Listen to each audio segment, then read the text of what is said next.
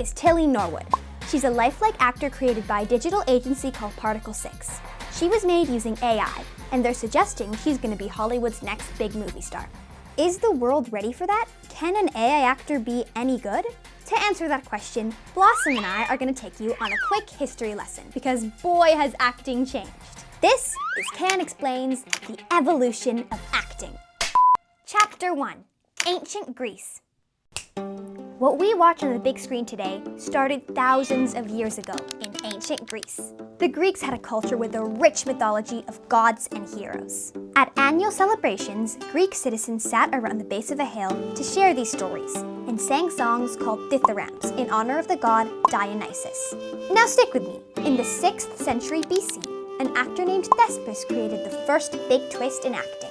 He reimagined the dithyramb as a play, where he enacted all the different characters, wearing costumes and masks.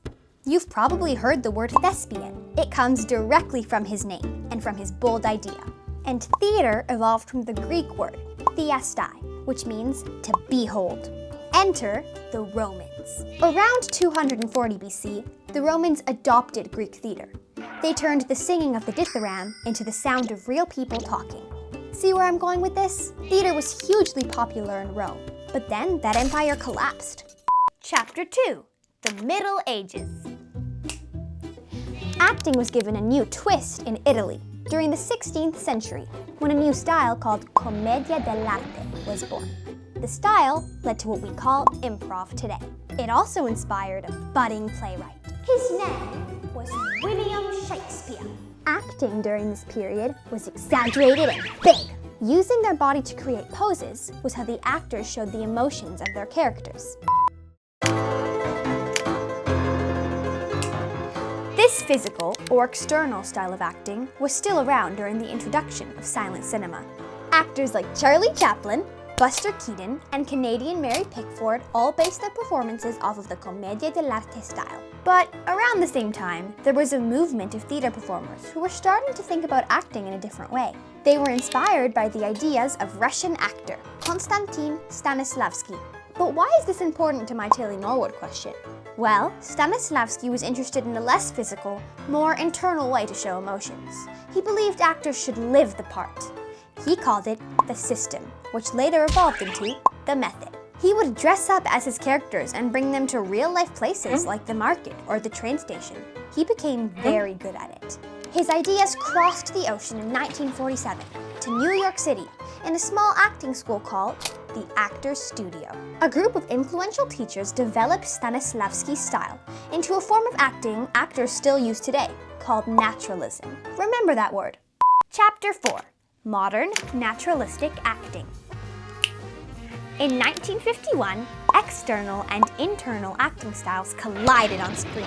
It went down in a scene between an old-school actor named Vivien Leigh and a new-school actor named Marlon Brando in a movie called A Streetcar Named Desire.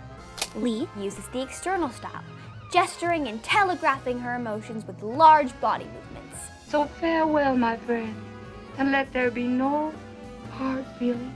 Brando's naturalistic style won over audiences and dominates movies today. Was this before or after you got the time wrap? But in September 2025, something not so natural shook Hollywood. You say an AI actress could replace humans. But tell me, do you stop listening to music made with synthesizers? Is an AI-generated actor like Tilly Norwood the next chapter in acting's evolution?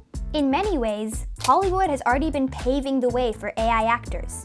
AI has been used to alter actors' ages, to dub shows in different languages, and to enhance visual effects. But there is still a big gap between AI tools and AI actors. The organizations that represent actors in Canada and in the US have said that they are opposed to the replacement of human performers by synthetics. Norwood's creator says she's not a replacement for a human being, but more like a new tool, a new paintbrush.